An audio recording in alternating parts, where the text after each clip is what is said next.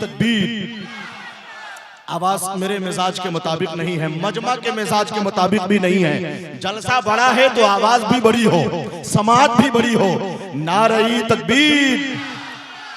Adobo इज्जतो तकरीम से दिक्कत क्या है, यानी कुरान की तालीम से दिक्कत क्या है।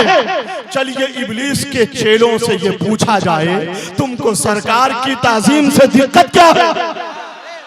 अब हाथ उठाइए, नारे तकबीर, नारे रिसालत, मसलके आला हजरत, फैजाने आला हजरत, फैजाने सरकार सुल्तानी, नारे हैदरी। जोर से बोलिए, नारे हैदरी। अब बोलिए या हुसैन, जोर से, या हुसैन, या हुसैन। हजरत का इस्तकबाल के गलत रवि से कभी इत्तेफाक मत करना, दिलों को खाने बुग़्ज़ो निफाक मत करना। सलाम करके गुजर जाना कुछ नहीं है तो किसी फकीर से, लेकिन मजाक मत करना। गुजारिश करता हूँ हुजूर मुफ्ती सुल्तान रज़ा सिवानी साहब से, आप हमारे नौजवानों के सरदार हैं और इस अहद की एक ऐसी मुस्तनद आवाज है कि आपसे जमात का बहुत सारा काम हो रहा है और आपसे बड़ी उम्मीदें वाबस्ता है। चूंकि इस्लाही पैगाम और ऐसी ही तकरीर की जरूरत है जैसी मुफ्ती सुल्तान रज़ा सिवानी करते हैं। एक मर्तबा और या हुसैन, मेरी तरह हाथ उठाइए तब गर्मी आएगी। बोलिए या हुसैन, या हुसैन, या हुसैन। हजरत अल्लामा मुफ्ती सुल्तान रज़ा साहब सिवानी। रौनक स्टेज बावकार मुक़द्दस मुअज़्ज़म उलमाए इस्लाम, शोराए इस्लाम, आज के इस अज़ीमुश्शान जलसे मोहब्बत में तशरीफ़ फरमा जुमला उश्शाक़ाने मुस्तफ़ा अलैहिस्सलातु वस्सलाम, अस्सलामु अलैकुम व रहमतुल्लाहि तआला व बरकातुहू। अल्हम्दुलिल्लाह वलिय्यही वस्सलातु वस्सलामु अला नबिय्यही, अम्मा बाद, फ़ऊज़ु बिल्लाहि मिनश शैतानिर रजीम, बिस्मिल्लाहिर रहमानिर रहीम। लक़द कान लकुम फ़ी रसूलिल्लाहि उस्वतुन हसना, सदक़ल्लाहुल अलीयुल अज़ीम, बल्लगना रसूलुहुन नबीयुल अमीनुल मकीनुल करीम, व नहनु अला ज़ालिका लमिनश शाहिदीन वश्शाकिरीन वज़्ज़ाकिरीन वल्हम्दुलिल्लाहि रब्बिल आलमीन। सारे जहान के मरकज़े अक़ीदत मुस्तफ़ा जाने रहमत, शम्अ बज़्मे हिदायत, हुजूर अहमदे मुज्तबा हज़रत मोहम्मद मुस्तफ़ा सल्लल्लाहु ताला अलैहि वसल्लम के बारगाहे आली जाह में जी लगाकर हदिये दुरूद सलाम पेश करें। पढ़ें अल्लाहुम्मा सल्ली अला सय्यदना शफीअना हबीबना मौलाना मोहम्मद मादनिल जुद वल करम, मंबइल इल्म वल हिल्म वल हिकम, बारिक वसल्लिम सल्लु अलैहि सलातन व सलामन अलैका या रसूलल्लाह, सल्लु अलैहि सलातन व सलामन अलैका या हबीबल्लाह, दाइमन अबदन अबदा। एक आवाज आपके कानों तक भी पहुंच रही होगी, पीछे से मेरे कानों तक भी पहुंच रही है। वो या तो खिलौने वाले होंगे, माल बेचने वाले होंगे, जरा सा कोई फल जाकर कमेटी का कह दे उससे कि आप अपने साउंड बॉक्स को बंद कर दीजिए। इस जलसे का मकसद जो है, हम उस मकसद की तकमील की जानिब आहिस्ता आहिस्ता बढ़ रहे हैं। अल्हम्दुलिल्लाह बेपनाह खुशी हुई, आपने अभी मुझसे पेशतर अपने सीने में धड़कता हुआ दिल रखने वाला वो अजीम नकीब, अल्हम्दुलिल्लाह जिसकी शायरी फिक्र से पूरा मुल्क मनव्वर है, रोशन है, ताबनाक है। नई नस्ल के हमारी दी जमात के नौजवानों के लिए वो अजीम रहबर और रहनुमा है, हजरत अल्लामा महबूब गौहर साहब किबला इस्लामपुरी। अल्हम्दुलिल्लाह साहब, अब तो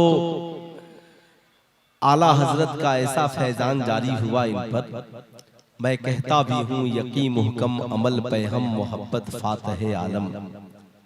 यकीन पुख्ता हो और अमल मुसलसल हो तो एक दिन फातह आलम बन ही जाएगी। बस मुकम्मल कोशिश में लगे रहे। अल्हम्दुलिल्लाह आपने शेरे काल्पी को भी बुलाया है, हिंदुस्तान के अजीम शोरा और खुतबा को भी बुलाया है। जलसा मुकम्मल कामयाब हो चुका है। मैं चाहता हूं कि जलसा में आने वाले कुछ नौजवान कामयाब हो जाएं। डॉक्टर इकबाल ने अपने बेटे को एक शेर लिखा है ना कि दयारे इश्क में अपना मकाम पैदा कर। वाह। बेटे को लिखा मगर ये आलमे इस्लाम के लिए है। दयारे इश्क में अपना मकाम पैदा कर, नया जमाना नए सुबह शाम पैदा कर। नया जमाना नए सुबह शाम पैदा कर। मेरा तरीक अमीरी नहीं फकीरी है। मेरा तरीक अमीरी नहीं फकीरी है। खुदी न बेच गरीबी में नाम पैदा कर। खुदी न बेच गरीबी में नाम पैदा कर। अल्लाह अकबर। आज जिस पुरफितन दौर से हम गुजर रहे हैं, कान तक वो बातें पहुंचती हैं जिसे इंसान सुनना पसंद नहीं करता। आंखों के सामने ऐसे मनाजिर आते हैं जिसे इंसान देखना नहीं चाहता। आज हालात इतने बिगड़ गए कि आखिर पाबंदी लगे तो कहां लगे। समझ में कुछ नहीं आता कि छेड़ू दास्तां कैसे, हंसाऊं तो बगावत है, रुलाऊं तो बगावत है। जिस पुरफितन दौर में हम जी रहे हैं, आखिर सवाल ये उठता है कि ये समाज बदले कैसे। हम आला हजरत के मानने वाले हैं। आला हजरत के पास 14वीं सदी में 51 उलूम थे और इस सदी में 100 से जायद उलूम है। हम सरकार गौसे आजम के मानने वाले हैं। उनके पास उस सदी में 2000 उलूम व फनून थे। आज सवाल ये उठता है, हमारी कौम ने लंगर को ही सब कुछ समझा। लंगर भी खाइए ताकि जिस्म की बीमारियां दूर हो जाएं, और बुजुर्गों के इल्म से फैज़याब होइए ताकि आपकी दुनिया भी हसीन हो जाए और आखिरत भी हसीन हो जाए। आज अल्हम्दुलिल्लाह अल्लामा मंसूर साहब किबला अशरफी तेगी ने इस जलसे को, इस ताजदारे हरम कॉन्फ्रेंस और जश्ने दस्तारे हुफाज, अल्हम्दुलिल्लाह इस जलसे को सजाने का मकसद क्या है, क्यों इतने पैसे खर्च होते हैं, आखिर इसकी वजह क्या है। अल्हम्दुलिल्लाह समाज से जहालत मिटाने के लिए इल्म चाहिए। इल्म हासिल करने के लिए दरसगाह चाहिए। दरसगाह में पढ़ाने के लिए आलिम चाहिए। आलिम बनाने के लिए फिर दरसगाह चाहिए। आलिम बनाने के लिए फिर दरसगाह चाहिए।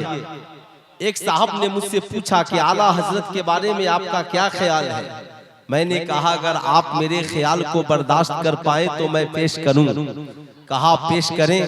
मैंने कहा इस सदी में चारों तरफ जो ये इल्मी फैजान नजर आ रहा है वो बरेली के अहमद रजा का इल्म का फैजान नजर आ रहा है। नारे तकबीर, नारे रिसालत, मसलके आला हजरत, इश्क मोहब्बत, इश्क मोहब्बत। कहा मौलाना वो कैसे। मैंने कहा आला हजरत से फैज मिला सदरुस शरिया को, सदरुस शरिया से फैज मिला हुजूर हाफिज मिल्लत को, और हाफिज मिल्लत से फैज मिल रहा है पूरे आलमे इस्लाम। लोग मदारिस बनाते हैं, दरसगाहों में पढ़ाते हैं, इस सदी से 14वीं सदी से लेकर आज तक जितने मदारिस बने, जितने लोग आलिम बने, मुफ्तियाने इस्लाम बने, सारे उलमा मिलकर, सारे मदारिस मिलकर बरेली के अहमद रजा की दरसगाह से फारिग होने वाला साहब एक सदरुल शरिया का मुकाबला नहीं कर सकते। लोगों ने दरसगाहें दी हैं और लोगों ने जमातें दी हैं, आलिमों की भीड़ दी है। बरेली के रजा ने जिसे दिया है तो बिहार को मलिकुल उलमा दिया है, उत्तर प्रदेश को सदरुल शरिया दिया है, साहब मेरठ के लिए अब्दुल अली मेरठी को दिया है। जमाने की निगाहों ने देखा है बरेली के रजा ने जो दिया, जमाना आज भी साहब उसे तलाश कर रहा है। लेकिन आज मैं आपसे जो बोलने वाला हूँ, आखिर क्या बात है, आला हजरत के मानने वाले अपने मकसद में पीछे क्यों हो गए? आज हम अपने मामलात में पीछे क्यों हैं? आखिर क्या वजह है? किस सोच की जरूरत है, किस फिक्र की जरूरत है? आज समाज में जहां पर हम खड़े हैं, क्या ये हमारे लिए अफसोस का मकाम नहीं है? हमारी कौम की बेटियां मुर्तद हो रही हैं, आखिर इसकी वजह क्या है? आज औलादे माँ को मार रही हैं, आखिर इसकी वजह क्या है? आज मदारिस के लिए दिलों में नफरत, आखिर इसकी वजह क्या है? मसाजिद से हमारी दूरी, आखिर इसकी वजह क्या है? इसका हल क्या है? तो सब मिलकर कहेंगे मौलाना, मसाजिद की हिफाजत के लिए मदरसों की जरूरत है, मकातिब की हिफाजत के लिए मदरसों की जरूरत है, खानकाहों की हिफाजत के लिए मदरसों की जरूरत है। मदरसे नहीं होंगे, आलिम पैदा नहीं होंगे। जब आलिम पैदा नहीं होंगे, समाज की इस्लाह कौन करेगा? कौम से अच्छी गुफ्तगू कौन करेगा? कौम को सिराते मुस्तकीम की बातें कौन बताएगा? जहां पर हम खड़े हैं, आज जमाना बातें कर रहा है, मौलाना माई लाइफ माई चॉइस, मैं अपनी जिंदगी अपनी मर्जी से जीना चाहता हूँ, वो चाहे मर्द हो, औरत हो, बच्चा हो, बूढ़ा हो। मैं आपसे पूछना चाहता हूँ, आपकी मर्जी क्या है? आप किस तरीके से अपनी जिंदगी गुजारना चाहते हैं? अगर आपको अपनी ख्वाहिशात की तकमील करनी है, तो क्या सिर्फ बुराइयों का दरवाजा ही आपकी ख्वाहिशात की तकमील के लिए खुला हुआ है?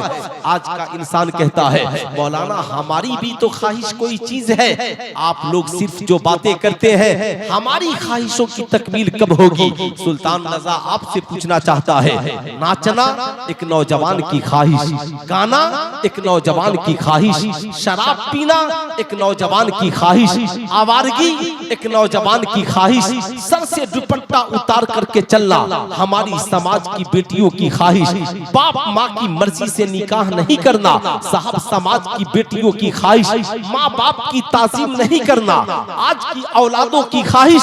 सुल्तान रजा कहना चाहेगा, आप गंदे ख्वाहिशात के जरिया जीना क्यों चाहते हैं? अगर इस्लाम ने एक शराब को हराम किया है, तो दूध तेरे लिए हलाल जरूर है, शरबत तेरे लिए हलाल जरूर है, तेरे लिए खाना बिरयानी मुर्ग मुसल्लम हलाल जरूर है। आखिर तुम जायज तरीके से अपनी जिंदगी में इंजॉय क्यों नहीं करते? अपनी जिंदगी को बदलना क्यों नहीं चाहते? मैं आपसे कहना चाहूंगा, आपको अपने रूह को बदलना होगा, आपको अपने नजरियात को बदलना होगा। कहाँ गए वो नौजवान जो कहते हैं मौलाना हम अपनी जिंदगी अपनी मर्जी से जीना चाहते हैं? तो कहाँ गए वो नौजवान जो शराब के नशे में डूब गए? कहाँ गए वो नौजवान जिन्होंने जुए में घर बार हार दिया? कहाँ गए वो नौजवान जिन्होंने अपनी जवानी को अपने हाथों तबाह बर्बाद किया? आखिर इसके वजूहात क्या हो सकते हैं? इसके वजूहात सिर्फ यही है कि हमने साहब जरूरत को जरूरत नहीं समझा। एक बात जिंदगी में याद रखे, एक है मोबाइल और एक है किताब। आप कहेंगे मौलाना दोनों में फर्क क्या है? याद रखिएगा, किताबें एक दायरा बताती है, ये सीरत मुस्तफा की किताब है, ये तफसीर की किताब है, ये हदीस की किताब है, ये फिक्र की किताब है साहब।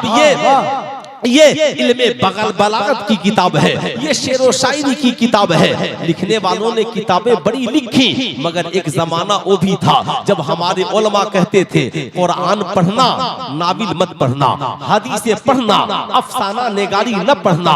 याद रखना, बरेली के रजा ने कहा, बरेली के रजा ने कहा, जमाने को दरसे वफा दिया। ये रजा का कलम है, जब लिखता है तो नबी की नात लिखता है, जब लिखता है तो कुरान का तर्जमा लिखता है, जब लिखता है तो हदीस का तर्जमा लिखता है, जब लिखता है तो कुरान की तफसीर लिखता है, जब लिखता है बरेली का रजा, जब लिखने पे आता है तो माँ बाप की अजमत बयान करता है, जब लिखता है तो लोगों को शराब की हुर्मत बताता है, जब लिखता है तो लोगों को मनहियाते शरिया से रोकने की बात लिखता है, लिखता है तो लोगों को गलत की निशानदेही करता है, फला काम गलत है, फला काम सही है। लोगों ने कोशिशें की। बरेली के रजा ये शायरों के कलम है जो बड़े बड़े बादशाहों की शान में अशआर लिखते हैं, इनाम हासिल करते हैं। बरेली के रजा एक शेर आपका भी नानपारा के बादशाह की शान में हो जाए। बरेली के रजा ने कहा, हाँ कलम लाओ, कापी लाओ, बरेली का रजा लिखेगा, मगर नानपारा की बादशाह के शान में नहीं, बल्कि मुस्तफा जाने रहमत की शान में लिखेगा, मुस्तफा जाने रहमत की शान में लिखेगा। करूं मदह अहले दुवल लजा, पड़े इस बला में मेरी बला, मैं गदा हूँ अपने करीम का, मेरा दीन पारे ना नहीं। सवाल ये उठता है हर जलसे में मसलक के आला हजरत का नारा, मगर बरेली के रजा ने ये नहीं कहा कि मैं अपनी जिंदगी अपनी मर्जी से गुजारूंगा। बरेली के रजा ने ये कहा, जान है इश्क़ मुस्तफा, रोज फजू करे खुदा, जिसको हो दर्द का मजा, नाज़े दबा उठाए क्यों। बरेली के रजा ने कहा, जिंदगी मेरी हो और सीरत आमिना के लाल का हो, आंखें मेरी हो, हया रसूलुल्लाह की हो, सोऊं मैं मगर तरीका आमिना के लाल का हो। आखिर मैं आपसे पूछना चाहता हूँ, मेरी कौम का नौजवान तेरा नजरिया कब बदलेगा? मेरी कौम के नौजवानों तुम अपनी फिक्र को कब बदलोगे? मेरी कौम के नौजवानों बताओ तुम अपने नजरिए को कब बदलोगे? आपसे मैं पूछना चाहता हूँ, याद रखिएगा, आप साहब कुरान कहता है तिबयानन लिकुल्ले शैइन, हर चीज का रोशन बयान कुरान में मौजूद है। अल्लाह अकबर। आज मुसलमानों को सारी दुनिया में सारी दुनिया में मुसलमानों को लंबी लंबी रातें मोबाइल पे गुजारने के लिए वक्त है, मगर कुरान पढ़ने के लिए वक्त नहीं है। एक है जरूरत और एक है ख्वाहिश। जरूरत गरीबों की भी पूरी हो जाती है और ख्वाहिशें बादशाहों की भी पूरी नहीं होती। हजारों ख्वाहिशें ऐसी कि हर ख्वाहिश पे दम निकले, बहुत निकले मेरे अरमा फिर भी कम निकले। एक इंसान गरीब है, पैदल चलता है, सोचता है साइकिल मिल जाए, साइकिल मिल गई, सोचता है मोटरसाइकिल मिल जाए, मोटरसाइकिल मिल गई, सोचता है फोर व्हीलर हो जाए, फोर व्हीलर हो जाए, सोचता है अब जरा लग्जरियस कार हो जाए। साहब जैसे जैसे मिलती चली गई, ख्वाहिशें बढ़ती चली गई। इंसान कब्र की आगोश में चला जाएगा। ख्वाहिशें न मर्दों की पूरी होंगी, ख्वाहिशें न औरतों की पूरी होंगी। याद रखिएगा, मगर जरूरत किसी की रुकती, जरूरत किसी की रुकती नहीं है। एक गरीब शख्स है, बीमार पड़ गया, पैसा इलाज के लिए नहीं है। इमाम साहब को पता चला, मौलाना मंसूर साहब को पता चला, कहा ए बस्ती वालों, अपने गांव का एक इंसान है, बड़ा नेक है, माली एतबार से कमजोर है, बीमार पड़ गया है, अच्छे इलाज की जरूरत है। क्या ही अच्छा होता हम सब मिलकर उसका इलाज करा देते। पैसे एक नहीं थे, पूरे बस्ती वालों ने जमा होकर उसका इलाज करा दिया। जरूरत गरीबों की भी पूरी हो जाती है, मगर ख्वाहिशें बादशाहों की भी पूरी नहीं होती। अगर आज हमारी कौम की बेटियां ख्वाहिशों की तकमील के लिए गलत चैनलों का इस्तेमाल कर रही है, आज हमारी कौम के नौजवान सिर्फ गंदे ख्वाहिशात की तकमील के लिए यूट्यूब पे साइट बनाएंगे, हुस्न का मुजाहरा होगा, नाचेंगे गाएंगे, न जाने क्या क्या बनाएंगे। हो सकता है मेरा चैनल चल जाए, मैं करोड़पति बन जाऊं। आज साहब जो ही मोबाइल खोलिएगा, बड़े बड़े जिसे आप दुनियावी स्टार कहते हैं, कोई साहब गेम का प्रचार कर रहा है, ड्रीम 11 का प्रचार, लूडो छक्का का प्रचार, क्रिकेट का प्रचार, कहा हमने करोड़ों कमा लिया। एक साहब मिले मुझसे, कहे मौलाना मेरा घर का एक लड़का पागल हो गया। मैंने कहा वजह? कहा मौलाना साहब उसने मोबाइल के जरिया ये सोचा कि मैं करोड़ों कमाऊंगा, मगर पता चला करोड़ों उसके बर्बाद हो गए, तबाही उसकी जिंदगी में पहुंच गई। मैं आपसे कहना चाहूंगा, याद रखिए अपनी ख्वाहिशात को समेटिए। याद रखिए जिंदगी में आपकी ख्वाहिशें कभी पूरी नहीं हो सकती। गर्मी के कपड़े हैं, जरा ठंडी के हो जाए। जलसे में आए, आपने देखा अल्लामा महबूब गौहर का बेहतरीन लीलन का कपड़ा है, क्या ही बेहतरीन कुर्ता पैजामा, क्या बेहतरीन सदरी और बेहतरीन कश्मीरी टोपी। अब आपके भी ख्वाहिश, आपके भी दिल में ये बात बैठ गई। अब आपने भी सोचा काश मेरे पास भी ये लीलन का कुर्ता पैजामा होता, मेरे पास भी एक सदरी होती, मेरे पास भी एक बेहतरीन कश्मीरी टोपी होती। लेकिन मैं कहना चाहूंगा ना, ख्वाहिशात को समेटे, जरूरत के मुताबिक जिंदगी गुजारे। अगर आपने ख्वाहिशात को लंबा कर दिया, आप कहेंगे मौलाना फिर करना क्या होगा? यही वजह है, सिर्फ ख्वाहिशात की वजह से बेटा बाप का दुश्मन बना, ख्वाहिशात की वजह से बीवी शौहर की दुश्मन बन गई, ख्वाहिशात की वजह से भाई भाई का दुश्मन बन गया, ख्वाहिशात की वजह से औलादे माँ बाप की दुश्मन बन गई, ख्वाहिशात की वजह से हम एक दूसरे के दुश्मन बन गए, ख्वाहिशात की वजह से। कुरान ने कहा नहन नफ्सा अनिल हवा फइन्नल जन्नता हियल मावा, जिसने अपने आप को ख्वाहिशात से रोक लिया तो ये जन्नत की बहारें उसी के लिए है। मैं आपको बताना चाहूंगा, ख्वाहिशें सिर्फ एक ही जगह पूरी होंगी। आप कहेंगे उस जगह का नाम क्या है? या उसी जगह का नाम जन्नत है। जन्नत में ख्वाहिशें सबकी पूरी हो जाएंगी, जन्नत में कोई टेंशन नहीं होगा, किसकी ख्वाहिश पूरी नहीं होगी। अभी आप जलसे में बैठे हैं, आपने सोचा एक कप बेहतरीन कॉफी मिल जाए, दूध है तो कॉफी नहीं, कॉफी है तो चीनी नहीं, अगर सारी चीजें मिल गई तो आग नहीं है तो बनाने वाला नहीं। मगर जन्नत में न कॉफी बनाने का टेंशन, न सेब तोड़ करके लाने का टेंशन, ख्वाहिश हुई और खा लिया।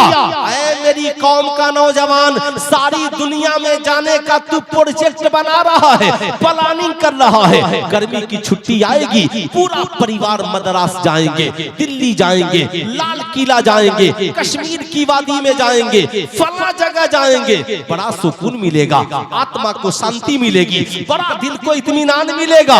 कभी अपनी शरीके हयात से आहिस्ता से पूछा है, ओ मेरी शरीके हयात, ताजमहल को देखकर बड़ा सुकून मिला, हम घूम कर आए, बड़ा सुकून मिला, बीवी भी साथ हो, बच्चे भी साथ हो, माँ बाप भी साथ हो, परिवार साथ हो, घूमने में बड़ा मजा आता है, सारे लोग बैठे हो, एक दस्तरखान हो, खाने में बड़ा मजा आता है। मगर जरा तस्वूर करो कि मैदाने महशर कायम हो, बीवी जहन्नम में जा रही हो, शौहर जन्नत में जा रहा हो, बाप जहन्नम में जा रहा हो, माँ जन्नत में जा रही हो, बहन जहन्नम में जा रही हो, भाई जन्नत में जा रहा हो। बताओ जरा नक्शा सोचो, एक दोस्त जहन्नम में जा रहा हो, दूसरा दोस्त जन्नत में जा रहा हो, बताओ ईमानदारी से अच्छा लगेगा?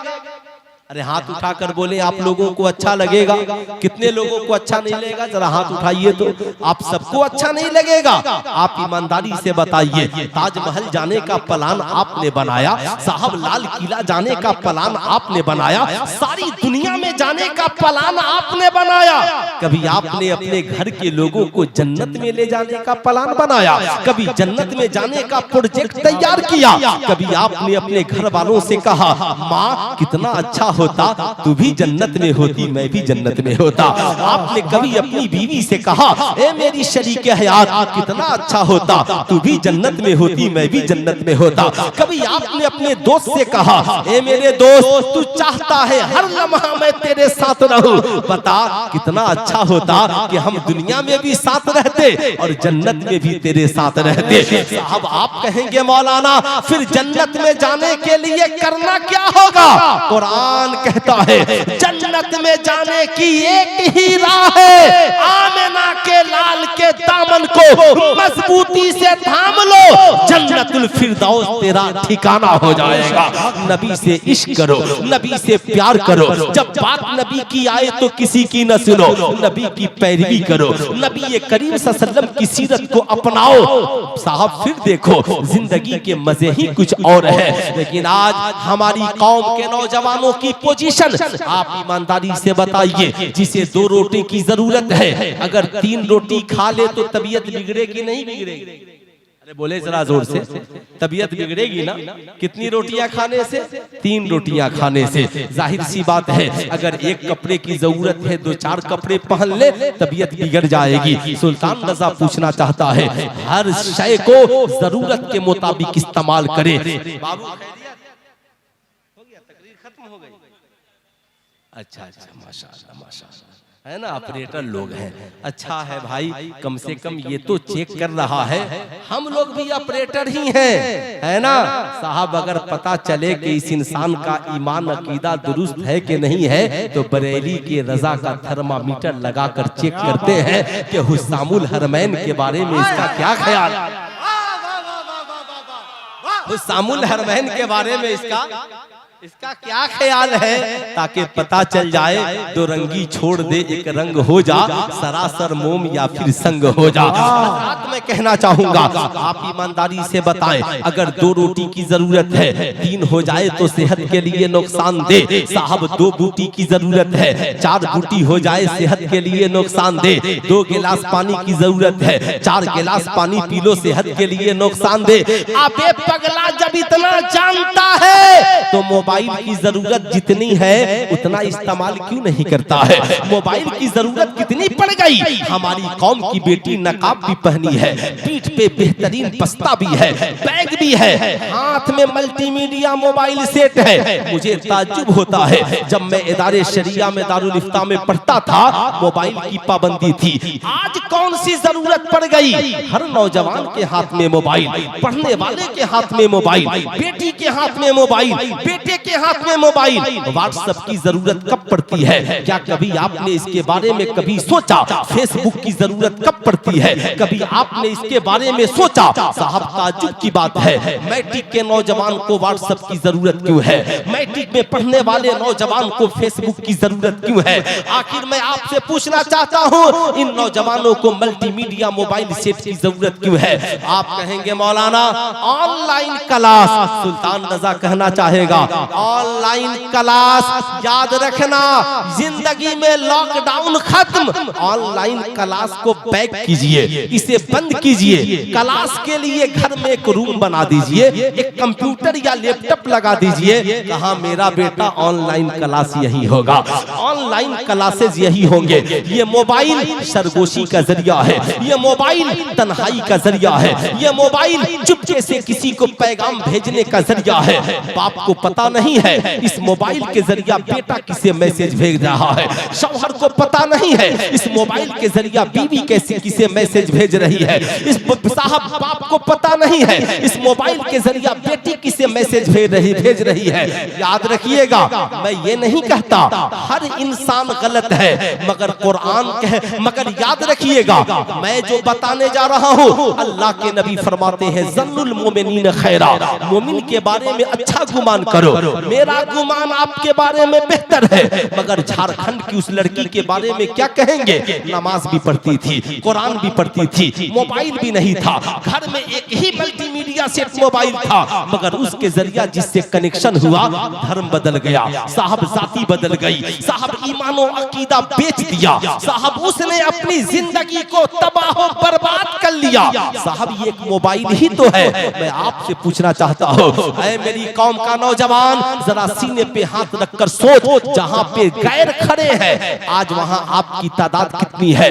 आप सिर्फ आज जाइए और अपनी बस्ती में मुहासबा कीजिए कि आपकी बस्ती में कितने बच्चे IPS अफसर हैं, आपकी बस्ती में कितने बच्चे अच्छे डॉक्टर हैं, आपकी बस्ती में कितने बच्चे अच्छे आलिम और अच्छे हाफिज हैं। मैं सिर्फ उधर की बात नहीं करता, तो आपको पता चलेगा यार, अच्छा मोबाइल तो है, अच्छा खाना तो है, अच्छा मकान तो है, अच्छा लिबास तो है, मगर डॉक्टर है मगर अच्छा नहीं है, इंजीनियर है मगर बावकार नहीं है साहब। हमारे पास मशीनरी नहीं है। आप ईमानदारी से बताएं, ईमानदारी से बताओ मेरी कौम के नौजवानों, बताओ बिहार पुलिस में हमारी तादाद कितनी है, उत्तर प्रदेश पुलिस में हमारी तादाद कितनी है, आर्मी में हम कितने हैं, एसएसबी में हम कितने हैं। हर रोज बिहार सरकार बहाली निकाल रही है, सेंट्रल गवर्नमेंट बहाली निकाल रही है।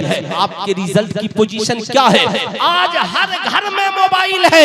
मैं अपनी कौम के आने वाले नौजवानों से पूछना चाहता हूँ, कल 1 तारीख है और 1 तारीख से इंटर का इम्तिहान है। इंटर के इम्तिहान में कामयाबी हासिल करने के लिए बताओ नौजवानों ने कितने ग्रुप बनाए हैं? आपके मोहल्ले में नौजवानों ने कितने ग्रुप बनाए कि ये ग्रुप सिर्फ इम्तिहान की तैयारी के लिए है कोई गांव में नौजवान जिसने नौजवानों को इस बात की तबलीग की हो कि हम सब मिलकर एक ग्रुप बनाते हैं ताकि वहां पर कम से कम हम इंटर के मुश्किल सवालात को हल कर सके? आप कहेंगे मौलाना ताज्जुब की बात है, आपने सिर्फ ऑनलाइन ही को समझा। जब से हमने सिर्फ ऑनलाइन को तरजीह दी, ऑनलाइन इल्म तो मिल सकता है मगर ऑनलाइन तरबियत नहीं मिल सकती है। तरबियत के लिए ऑफलाइन होना पड़ेगा। पहले उस्ताद इल्म भी देता था और तरबियत भी सिखाता था। ताज्जुब की बात है, नौजवानों के पास गेम खेलने के लिए ग्रुप है मगर तालीम हासिल करने के लिए ग्रुप नहीं है। पबजी से लेकर साहब सारे गेम और सट्टा और जुआ लगाने के लिए आपके पास ग्रुप है, गंदी बातें करने के लिए और किसी को ट्रोल करने के लिए, मजाक उड़ाने के लिए आपके पास ग्रुप है, मगर आपके पास कामयाबी के लिए कोई ग्रुप? आप बताएं ईमानदारी से, कोई ग्रुप आपके पास है? आपके पास कोई ऐसी तहजीब है? आपके पास कोई ऐसा मामला है? मेरी गुजारिश है अपनी कौम के सरपरस्तों से, नौजवानों से, बच्चों बूढ़ों से, हम सब किसके गुलाम हैं? नबी के गुलाम हैं। सरकार का साथी आसमान से जमीन पर कौन बनकर आया? कुरान कहता है क़द जाअकुम मिनल्लाहि नूरुम व किताबुम मुबीन। तहकीक के आ गया तुम्हारी जानिब अल्लाह की तरफ से नूर और एक रोशन किताब, यानी नूर से मुराद मुस्तफा जाने रहमत है और किताब से मुराद कुरान है। अल्लाह ने नबी का साथी जिसे बनाया उसका नाम कुरान है, उसका नाम किताब है। ऐ नौजवान, जब तक किताब हमारा साथी था, कोई गौस बना, कोई खाजा बना, कोई कुतुब बना, कोई अब्दाल बना, कोई अहमद रजा बना, कोई हाफिज मिल्लत बना, कोई मुजाहिद मिल्लत बना, कोई सदरुश शरिया बना, कोई ताजुश शरिया बना। किताब को साथी बनाइए। किसे साथी बनाना है? पूरा मजमा हाथ उठा करके बोलिए, किसे साथी बनाना है? किताब को। किसे साथी बनाना है? किताब को। किताब को अपनी जिंदगी का साथी बनाइए, हर मैदान में कामयाब होंगे। लेकिन आपने किताब को बगल में दबा दिया, मोबाइल को अपना साथी बना लिया। शैतान हर हमला, हर वक्त इंसान का खुला हुआ दुश्मन है। एक नौजवान मैट्रिक की तैयारी के लिए किताब लेकर बैठा और हाथ में मल्टीमीडिया सेट मोबाइल है। जो ही एक सफा पढ़ा, शैतान ने कहा जरा व्हाट्सएप देख ले दोस्त ने क्या कहा है। अब जो ही किताब खोली, जब तक के किसी दूसरे का फोन, जो ही किताब खोली जब तक के तीसरे का फोन। ऐ मेरी कौम का नौजवान, याद रखना गलत रवि से मनाजिल का बोझ बढ़ता है। मुसाफिरों रवि से कारवां बदल डालो। अगर आपका हश्र यही रहा, आपने अपने मामलात को नहीं समेटा, आप पूछिए बेटी मोबाइल की जरूरत है ना, फिर मल्टीमीडिया सेट किया। तुम जाएगी कोचिंग या स्कूल तो यही न पता करना है कि तुम कहां हो, तो ये सादा मोबाइल भी तेरे लिए काफी है। क्या कल जब मोबाइल नहीं था तो लोग नहीं जीते थे? क्या जब कल हमारे हाथों में मल्टीमीडिया सेट मोबाइल नहीं था तो हम नहीं जीते थे? जीते थे। मगर आज अफसोस है, हमें ये तय करना होगा मोबाइल किसे इस्तेमाल के लिए दिया जाए और किसे इस्तेमाल के लिए नहीं दिया जाए। इसलिए मेरा मशवरा है, पाकिस्तान के एक अजीम मुफक्किर ने कहा कि याद रखिए रखिएगा, कल का जो इंसान था आज से 40-50 साल पहले, वो 30 बरस की उम्र में उसे जितनी मालूमात होती थी, आज के लड़के लड़कियों को उतनी मालूमात 15 बरस की उम्र में है। अब याद रखिएगा, जो चीजें उन्हें 30 बरस के बाद जिन चीजों की जरूरत पड़ती थी, आज उन्हें 15 बरस के बाद ही जरूरत पड़ रही है। यही वजह है इस्लाम ने कहा कि याद रखना, बेटा या बेटी जब बालिग हो जाए तो निकाह जल्दी कर देना।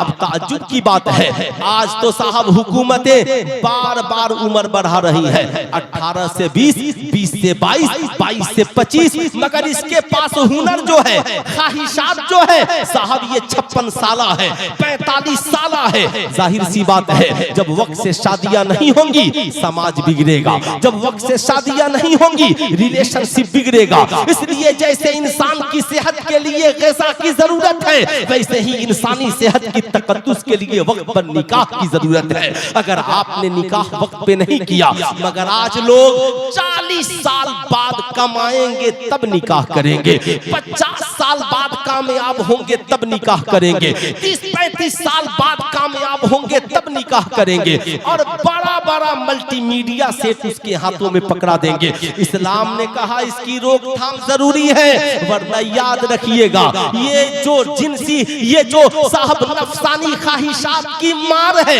कल अंधेरी कोठरी में बह जाएगी और किसी बाप की इज्जत नहीं रह पाएगी। इसलिए मैं आपसे कहूंगा, अगर आज आपने जाविया मुकम्मल नहीं किया, अगर आज आपने इस पे कंट्रोल नहीं किया, आप ईमानदारी से बताएं, एक दौर वो भी था जब बाप उंगलियां पकड़ के सुबह को बच्चों को खिलाता था, 1 घंटा 2 घंटा, साहब ये किताब है, ये पढ़ो, ये खेलो। बाप शाम को बच्चों को वर्जिश कराता था।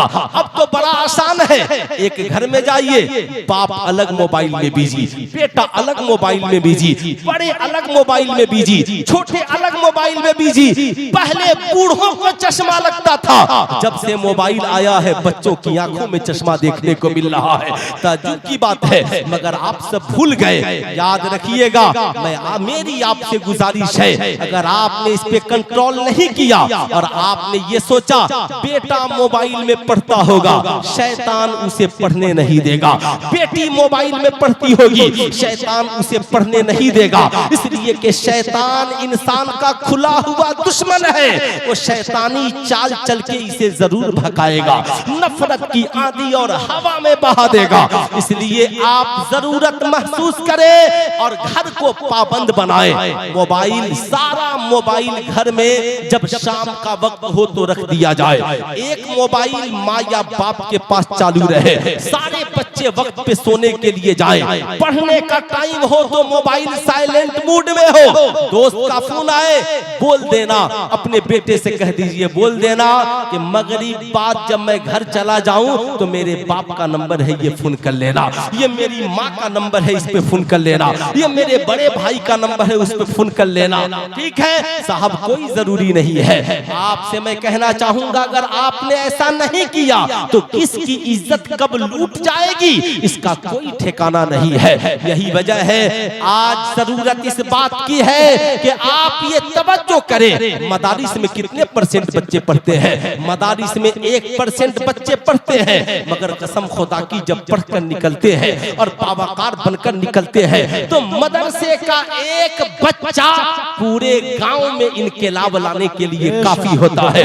यही वजह है शरीयत कहती है आलिम बनना फर्ज़े किफ़ाया है, इसलिए कि एक आलिम 1000 आबिद पर भारी होता है।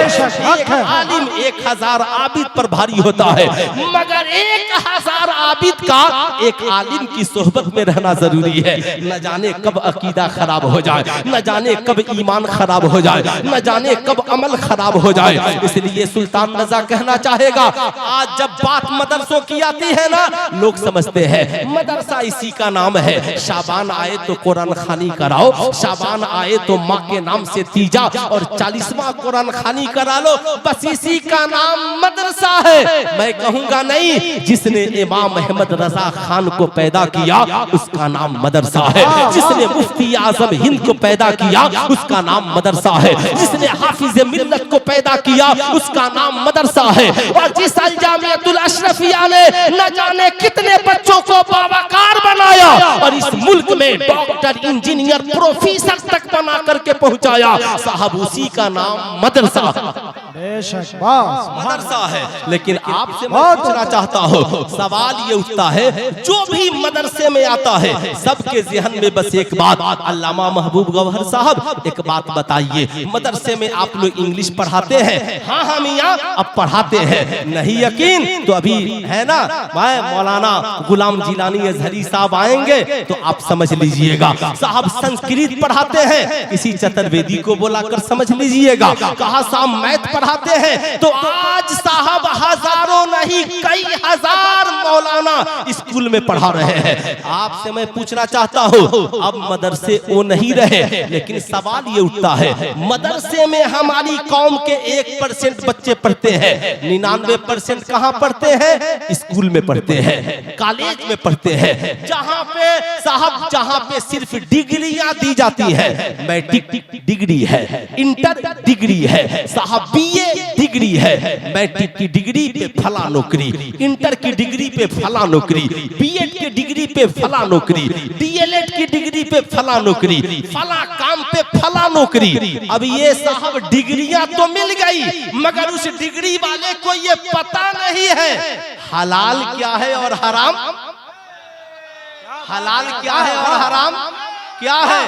पता चला कि बिहार सरकार परेशान है, डीओ के पास इतना खजाना कहां से आ गया, साहब फला आईपीएस अफसर के पास इतनी दौलत कहां से आ गई। साहब जमाना आज परेशान है कि ये रिश्वत को कैसे बंद किया जाए। तो आज भारत सरकार की नजरें है, कोई अफसर रिश्वत लेते हुए पकड़ा जाए उसे जेल में डाल दो। मगर 1450 बरस पहले सबसे पहले इस दुनिया में जिसने इस नजरिए को पेश किया कि रिश्वत लेना हराम है, ये नजरिया इस जमीन पर आलम इंसानियत के लिए किसी और ने नहीं दिया, बल्कि आमिना के लाल ने दिया है, मुस्तफा जाने रहमत ने दिया है। रिश्वत लेने वाला भी जहन्नम में जाएगा और रिश्वत देने वाला भी जहन्नम में जाएगा।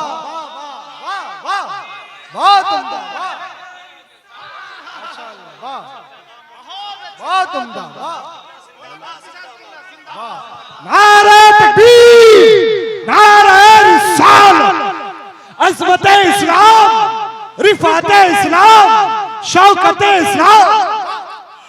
असल में आज अल्लामा महबूब गौहर साहब ने जो मिजाज दिया, बिल्कुल नया मिजाज है ना, और बिल्कुल नया मिजाज दिया। अब जरा और आगे बढ़िए, ये डिग्री वाले सिर्फ जहाँ जहाँ पहुँचे फसाद हुआ, खल्फसाद हुआ। अभी आपने यूपीएससी और बीपीएससी के शिक्षक शिक्षिकाओं के काले करतूत को सुना है। साहब टीचर है, आप पढ़ाने के लिए गए हैं, आप आदर्श पुरुष हैं, इश्क लड़ाने के लिए स्कूल में नहीं गए हैं। जब पढ़ाने वाला इश्क लड़ाने वाला हो जाएगा तो पढ़ने वालों के लिए आदर्श पुरुष कैसे बनेगा। अगर आदर्श पुरुष इंडिया में किसी को देखना हो तो बरेली के अहमद रजा को देखिए, जिनके शागिर्दों को देखेंगे तो कभी मुस्तफा जाने रहमत की याद आएगी, कभी गौसे आजम की याद आएगी। आपसे मैं कहना चाहूंगा, आखिर इसकी वजह क्या है? चूंकि ये सब डिग्री होल्डर है, इन्हें पता ही नहीं है पेशाब करने का तरीका क्या है, जहां चाहा खड़े होकर पेशाब कर लिया। इन्हें पता ही नहीं है पानी पीने का क्या तरीका है, जहां चाहा वैसे ही मामला जमा दिया। अब साहब इन्हें पता ही नहीं है क्या हलाल है और क्या हराम है। कभी माँ को मारा, कभी भाई को मारा, कभी भाई से बेईमानी, कभी माँ से बेईमानी। ऐसा काला करतूत जिस विभाग में गए उसी विभाग को लूट खसोट कर बर्बाद कर दिया। लेकिन आइए मैं आपसे कहना चाहूंगा, पूरी दुनिया को बर्बादी से बचने का नजरिया सबसे पहले जिस बादशाह ने दिया था उस बादशाह का नाम हजरत उमर इब्ने खत्ताब, और उन्हें ये नजरिया मुस्तफा जाने रहमत ने दिया। आप ताज्जुब करेंगे, तू समझ नहीं रहा है, सिर्फ जज्बात में बोल रहा है। इधर आके बैठ, है ना, इसलिए अभी तो खड़े खड़े खाना पीना मना है। इधर आके बैठो, आज के बाद बैठ कर खाना, है ना। गौर से सुनिएगा, आज अगर कोई सिर्फ एक गांव का मुखिया हो जाए तो बेहतरीन स्कॉर्पियो होनी चाहिए, बेहतरीन एकदम लीलन का व्हाइट कुर्ता पैजामा होना चाहिए, बेहतरीन रायबन का चश्मा होना चाहिए। भले वो रिश्वत के पैसे की स्कॉर्पियो क्यों नहीं हो, घूस के पैसे की स्कॉर्पियो क्यों नहीं हो, रंगदारी के पैसे का रायबन का चश्मा क्यों नहीं हो, लेकिन चश्मा पहन कर इतरा रहा है। अब साहब वो फिर विधायक बन जाए तो शान मत पूछिए, अगर एमपी एमएलए बन जाए तो फिर मत पूछिए, अगर किसी मुल्क का प्रधानमंत्री बन जाए तो साहब जॉर्ज डब्ल्यू बुश से भी जाकर कभी पूछिएगा, डोनाल्ड ट्रंप से भी जाकर कभी पूछिएगा, कभी कभी इन बादशाहों से पूछिएगा। साहब इनके पास एक मुल्क की हुकूमत मिली ना तो जमीन पर अकड़ कर चलने लगे। अल्लाह ने कहा इन्नल्लाह ला युहिब्बुल मुतकब्बिरीन, बेशक अल्लाह तकब्बुर करने वालों को पसंद नहीं करता, नहीं करता। साहब थोड़ी सी ताकत मिली, अपने आप को सुपर पावर समझने लगे। उन सुपर पावर को पता नहीं है, नमरूद ने भी सोचा था इब्राहिम खलीलुल्लाह के सामने सुपर पावर बन जाऊंगा, आग लगा दी, कहा इसी आग में खलील तुझे भी जला दूंगा, तेरे मिशन को जला दूंगा, तेरे दीन को जला दूंगा, तुझे जला दूंगा। आग लगा दी और साहब हजरत इब्राहिम खलीलुल्लाह को उठवाकर आग में डलवा दिया।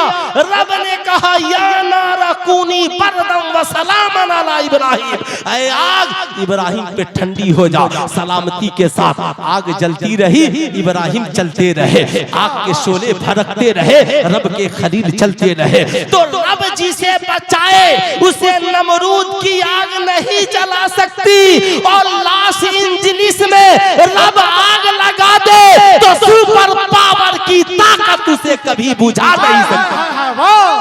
वाह वाह, नारे तकबीर, नारे रिसालत, अज़मत इस्लाम, रिफात इस्लाम, फैज़ान सरकार सुरकाही, फैज़ान मखदूम बिहार।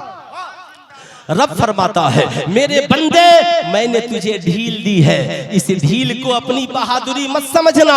इन्ना बतश रब्बिका लशदीद, तेरे मौला की पकड़ बहुत सख्त है। अब नतीजा क्या निकला, सिर्फ इनके पास डिग्रियां हैं, जिस महकमे में गए लूट खसोट का बाजार गर्म कर दिया।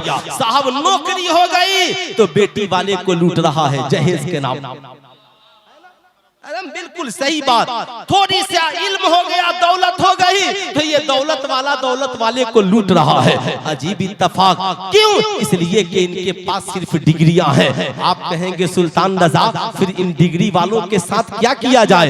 मैं कहूंगा बेशक डिग्रियों की जरूरत है, मगर ये डिग्री वाले समाज का अच्छा इंसान तभी बनेंगे जब इनके पास डिग्रियां भी कॉलेज की हो और सीरत आमिना के लाल की हो, सीरत मुस्तफा जाने रहमत की हो, ताकि इन्हें पता चले हलाल क्या है, हराम क्या है।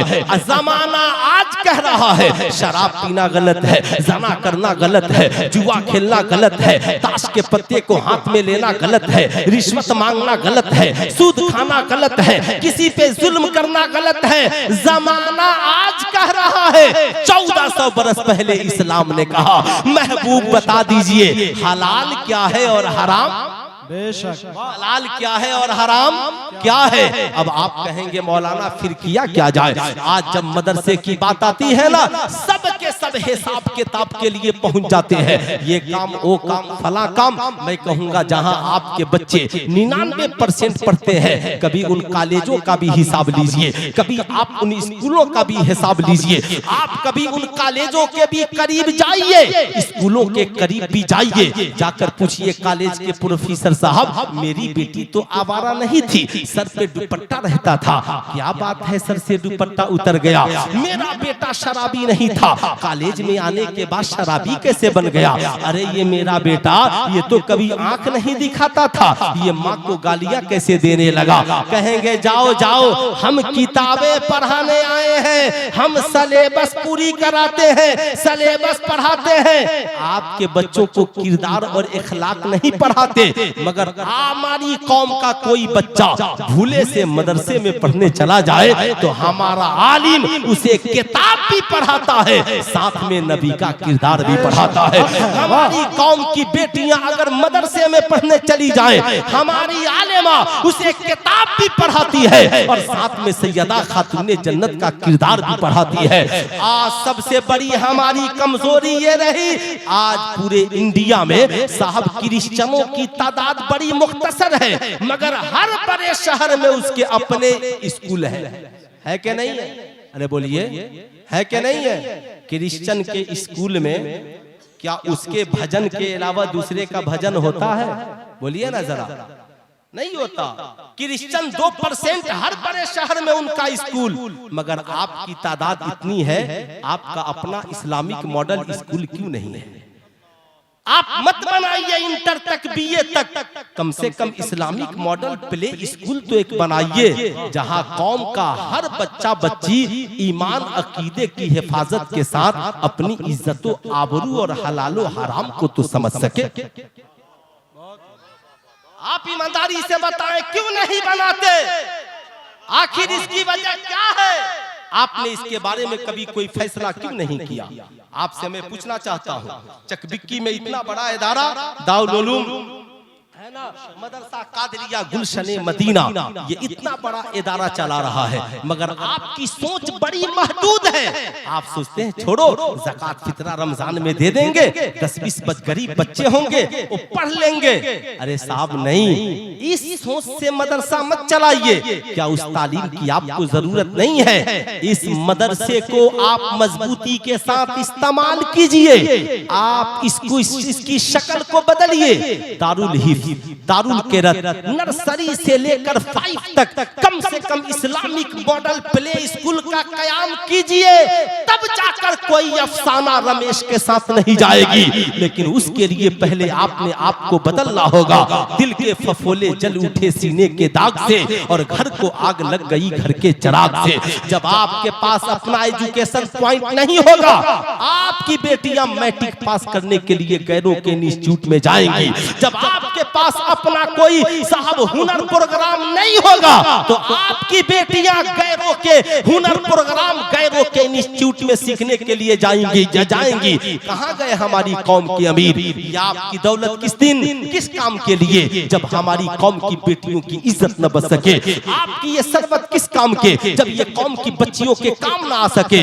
आप ईमानदारी से बताइए, हम जितने मुसलमान यहाँ पर बैठे हैं, हमारे घरों में ज़कात की रकम ईमानदारी से कितने लोग निकालते हैं?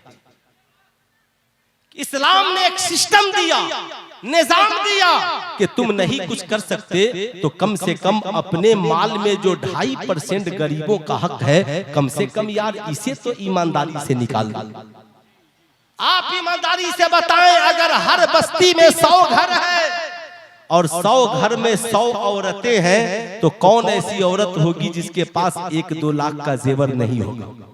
अब आप बताएं ईमानदारी से, अगर 1 लाख का जेवर है तो 2,500 रुपए ज़कात बनते हैं कि नहीं बनते हैं? आप 100 औरतों के ज़कात तोड़ लीजिए। अगर साहब 4 औरतें हैं, 4 औरतें होंगी तो 400 औरतें हो जाएंगी। फिर आपके पास LIC के ज़कात। आप कम से कम अपनी जिंदगी में कुछ करने को सोचिए। तो मैं कहता हूँ, अगर एक बस्ती के लोग मेहरबान हो जाए तो एक इल्मी किला चलाया जा सकता है साहब, एक इल्मी माहौल बनाया जा सकता है। आखिर हर घर से पैसे स्कूल कॉलेज में खर्च हो रहे हैं, मगर आपका अपना कोई इस्लामिक मॉडल स्कूल नहीं होता, आपके पास अपना कोई एजुकेशन पॉलिसी नहीं है। मैं कहूंगा इन उलमाए किराम के साथ और दानिशवराने कौम के साथ आपकी एक जहदी होनी चाहिए, और कौम की बच्चियों को कैसे बचाया जाए, कौम के नौजवानों को कैसे बताया जाए, इस मुल्क की सभ्यता और मोहब्बत भरा जो माहौल है, इसे बिगड़ने से कैसे बचाया जाए। हमें 2-4 कदम इसके लिए चलना होगा, हमें 2-4 कदम इसके लिए बढ़ना होगा। आप ईमानदारी से बताएं, हम इस समाज में, जिस समाज में जीवित और जिंदा हैं, बताएं ईमानदारी के साथ, अगर आज हम जहां पर खड़े हैं, हमारी कौम के नौजवानों की पोजीशन क्या है? बेचारा सभी हम लोग, हमारे यहाँ हाल ये है, रात को बेहतरीन बिरयानी खाएगा, सुबह को 10 बजे तक सोएगा, जवान है, उस वक्त तक कमाने के लिए नहीं जाएगा जब तक के माँ बाप उस पे नाराज नाराज नहीं हो जाए। जवानी सोकर गुजार देगा और जाकर बुढ़ापे में कहेगा मौलवी साहब ताबीज लिख दीजिए, कोई काम नहीं बनता है। मैं कहूंगा गैरों के महल्लों से गुजरो, पूरा खानदान सुबह के वक्त सड़कों पे दौड़ता हुआ नजर आ रहा है और आपकी औलाद सोई हुई है। इस्लाम ने कितना अच्छा फार्मूला दिया, ऐशा की नमाज पढ़कर सो जाओ और फज्र से पहले उठ जाओ। जो कौम ऐशा बाद सोए और फज्र से पहले उठकर नमाज पढ़कर दौड़ने वाली हो जाए, बताओ जिंदगी में उसे कामयाबी से कोई रोक सकता है? अरे बोलिए, ईमानदारी से कामयाबी से कोई रोक सकता है? ऐ नौजवानों, अपने मुस्तकबिल को टारगेट करो। हमें मुस्तकबिल में बनना क्या है? अगर आपने अपने मुस्तकबिल को टारगेट में नहीं गुजारा, आज मुसलमानों की पोजीशन ये है, अल्लामा महबूब गौहर साहब के 4 बूढ़े भाई गांव में हैं, तो साल में कभी एक दूसरे को सलाम, बोलिए गलत बोल रहा हूं, बूढ़े लोगों का हाल, जवान छोड़िए ना, बूढ़े भाई है ना 4, कभी मुलाकात हो तो सलाम भी एक दूसरे को नहीं करते, कभी एक दूसरे से मोहब्बत से बात नहीं करते। मगर आज यहूदियों का हाल ये है, हमारे यहाँ पोजीशन इतनी खराब कि अगर हमारा कोई भाई कोई काम कर रहा है ना, अगर हमारी भी वैसी कोई दुकान है तो हम सोचते हैं यार इसने मेरे कंपटीशन में खोल लिया, अरे मौलाना साहब टेंशन मत लीजिए, उसका नहीं चलेगा। अगर हमारा कोई भाई स्कूल खोल ले तो हम कहते हैं अरे जाने दीजिए उसने खोला है, अरे उसने भी खोल लिया, तो हम खुश नहीं होते कि चलो अच्छा हुआ हम अकेले थे, हमारा एक और भाई मिल गया, दोनों मिलकर काम करेंगे। कम से कम हमारी बस्ती में एक स्कूल में तो सारे बच्चे नहीं आ सकते, जब हमारे यहाँ एडमिशन भर जाएगा तो मैं बाकी बच्चों को उसके यहाँ भेज दूंगा। यही हाल मदरसों का भी है। अगर एक मदरसा किसी बस्ती में है और दूसरी बस्ती में कोई इदारा खुल जाए तो दूसरे गांव के लोग मुंह नाक फुलाने लगते हैं। मैं कहता हूं मुंह नाक फुलाइए मत, खुश होइए कि कम से कम बोझ उठाने वाला एक और हमारा भाई मिल गया है। यहूदियों की हालत ये कि उनका एक ही कैंपस और 10 बिजनेस एक ही जगह, एक काउंटर पर बैठे हैं। अगर एक माल बिक गया ना किसी का तो उस माल को पैक करना है और सब फ्री बैठे हैं तो सब मिल जाए और मिलकर सब पैक कर रहे हैं। क्यों भाई आपका ये बिजनेस नहीं है? का खाली बैठे हैं, भाई को सहारा दे रहे हैं। भाई को ये इखलाक तो आपका न था, ये किरदार तो आपका न था, आप दूसरे को सहारा देते, आप दूसरे की पोजीशन को मजबूत करते, आप दूसरे को तैयार करते। मैं आपसे कहूंगा नफरत की आंधियों को मिटाइए, मोहब्बत की आंधियों को चलाइए, इन मदारिस को मजबूत कीजिए, ये सोचकर मजबूत कीजिए। मदारिस होंगे तो आलिम पैदा होंगे, आलिम पैदा होंगे तो एक तहरीक चलेगी और तहरीक चलेगी तो समाज बदलेगा। हम बदलेंगे, अपने मिजाज को बदलिए। और मेरी कौम के नौजवानों, मोबाइल की दुनिया से अपने आप को आजाद करो, किताब की दुनिया में कदम रखो, नमाजों की पाबंदी करो। ऐशा की नमाज पढ़कर जब नींद नहीं आए ना, आज मार्केट में सबसे ज्यादा डिप्रेशन की गोलियां बिक रही हैं। छोटे छोटे बच्चे डिप्रेशन में, नौजवान लड़के लड़कियां डिप्रेशन में, नींद नहीं आ रही है, नींद की गोलियां खाकर सोने वाला ऐशा की नमाज पर नींद की गोलियां खाने की जरूरत नहीं पड़ेगी। दिल बेचैन हो तो रुदो सलाम पर नींद की गोलियां खाने की जरूरत नहीं पड़ेगी। मैं तो कहता हूं मैट्रिक इंटर में पढ़ने वाला नौजवान, रात को नींद ना आए ना, अपनी किताब लेकर पढ़ते हुए लेट जा, 10 मिनट में तुझे नींद आ जाएगी। सुबह को उठकर फज्र की नमाज पर सड़कों पे दौड़, इतना दौड़ और जिंदगी को टारगेट बना। डॉक्टर बनना है, लग जा, इंजीनियर बनना है, लग जा, प्रोफेसर बनना है, लोगों से मापदंड लेकर के लग जा। आज हमारी आदत ये भी बुरी है, हम बाप हैं, हमारे पास 2 औलादे हैं। मान लीजिए मेरा बेटा मदरसे में पढ़ता है, मैंने कहा चलो आ गया मदरसे से, मैंने कहा बाबू तैयार हो जाओ, अल्लामा महबूब गौहर साहब के घर चलते हैं। गए, कहा हजरत ये जरा मेरा बेटा है, मदरसे में पढ़ता है, जरा इसका जायजा लीजिए किस लायक है। आप कभी टेस्ट नहीं लेते ना, तो आप लें, जरूर लें। हजरत ने कहा हाँ ये लड़का पढ़ तो रहा है, ठीक है, ज़हीन है, ऐसा करे इसे ये पढ़ लेना तो हजरत मौलवी के बाद डीएलएड करा दे, इधर इसका रुझान है, बीपीएससी की तैयारी करा दे। उसके बाद ये लड़का शेर व शायरी की भी शौक रखता है तो साहब इसे शायर भी बना दे। चलिए ये लड़का खिताबत का शौक रखता है, खतीब बना दे। ये लड़का लिखने का शौक रखता है, बना दे।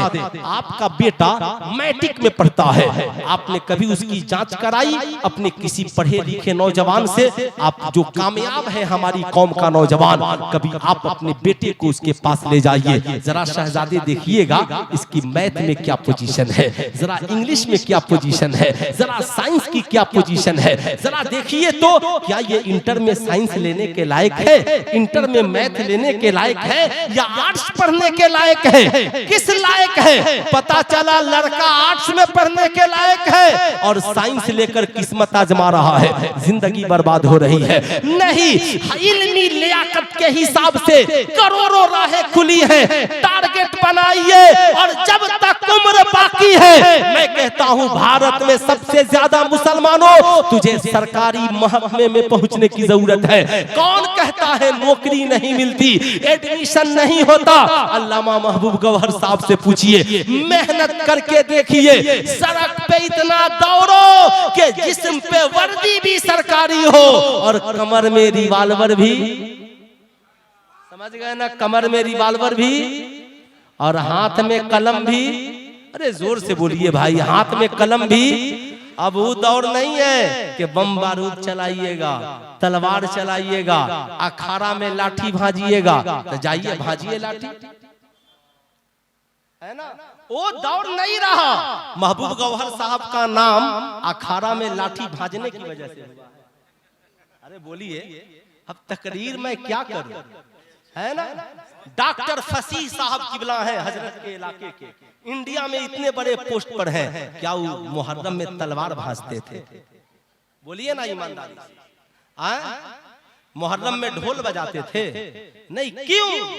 आपसे मैं पूछना चाहता हूं, हुजूर ताजुश शरिया को पूरी दुनिया ने माना, ताजुश शरिया के हाथ में तलवार थी या बरेली के रजा का कलम था? अरे बोलिए ना, क्या था?